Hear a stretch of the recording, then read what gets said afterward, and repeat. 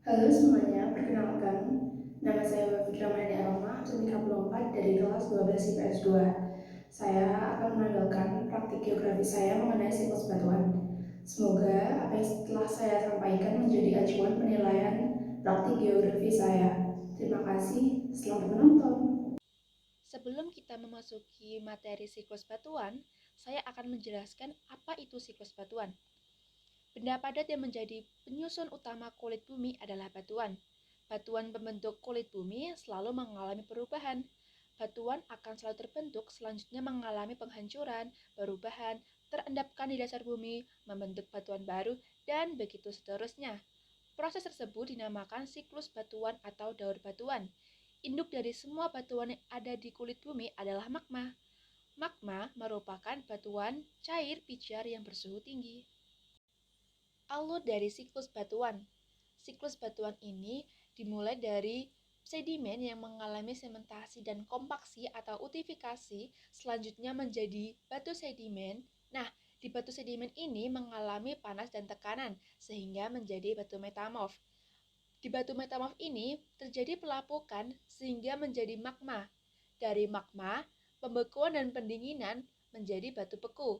Selanjutnya, batu beku mengalami pelapukan transportasi dan pengendapan sehingga kembali lagi menjadi sedimen.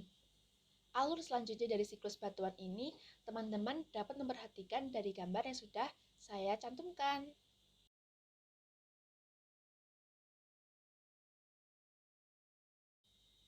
Batuan penyusun kulit bumi.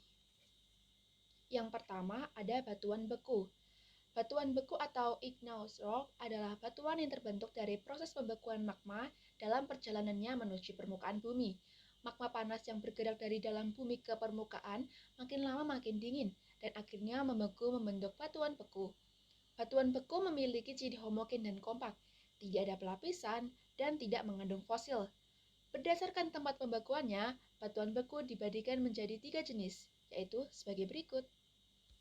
Yang pertama, ada batuan beku dalam atau plutonik. Batuan beku dalam atau batuan intruksi terbentuk dari magma yang membeku secara perlahan-lahan di bawah permukaan bumi sehingga magma tidak mencapai permukaan bumi. Batuan beku dalam memiliki ciri berbutir kasar, contohnya granit dan gabbro. Yang kedua, ada batuan beku korok atau gang. Batuan beku korok atau gang yaitu batuan beku yang terbentuk di daerah korok atau saliran magma bagian atas dan belum sampai ke permukaan bumi. Batuan ini mengalami proses pendinginan yang cepat karena korok merupakan saluran magma yang dekat dengan permukaan bumi. Batuan beku korok terdiri dari kristal besar, kristal kecil, dan bahkan ada yang tidak mengkristal. Contoh batuan beku jenis ini adalah granit porfiri. Yang ketiga, ada batuan beku luar atau vulkanik. Batuan beku luar atau batuan ekstrusif terjadi dari magma yang mengalami pembekuan di permukaan bumi dan berlangsung sangat cepat karena dipengaruhi oleh suhu permukaan bumi. Batuan ini memiliki ciri berbutir halus, kristal halus, sehingga tidak terlihat oleh mata dan berstruktur vesikular atau memperlihatkan adanya lubang-lubang bekas materi gas yang terperangkap. Contohnya ada batu andesit, obsidian, dan basalt.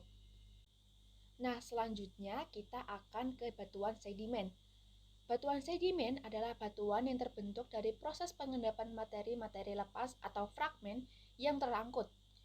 Materi-materi yang terendapkan terdiri dari berbagai jenis partikel, ada yang halus, kasar, berat, dan ringan. Proses terbentuknya batuan sedimen disebut diagnesis. Berdasarkan medium pengangkutan materi, batuan sedimen dapat dikelompokkan sebagai berikut. Yang pertama, ada batuan sedimen aeris. Penyusun batuan ini adalah angin. Contohnya, tanah los dan tanah pasir di gurun.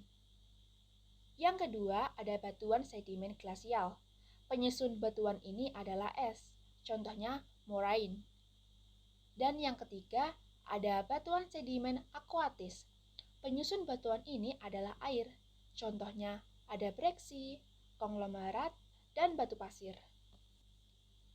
Yang terakhir ada batuan metamorf.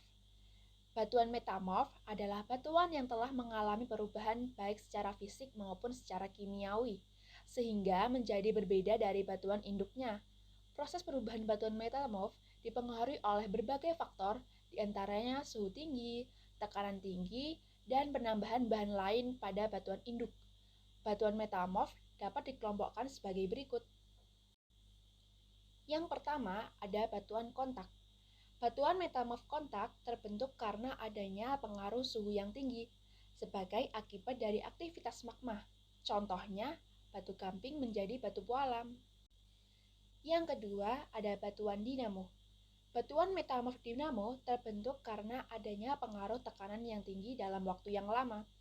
Tekanan yang dapat mengubah batuan berasal dari tenaga endogen, biasanya terjadi perlipatan dan pergeseran lempeng. Contohnya, batu tulis dari tanah liat. Yang ketiga, ada batuan pneumatolitis kontak. Batuan metamorf pneumatolitis kontak terbentuk karena batuan mendapat penambahan unsur-unsur atau zat-zat lain. Contohnya, kuarsa yang mendapat penambahan unsur fluorin merubah menjadi topas. Kuarsa yang mendapat penambahan unsur borium menghasilkan batu turmalin.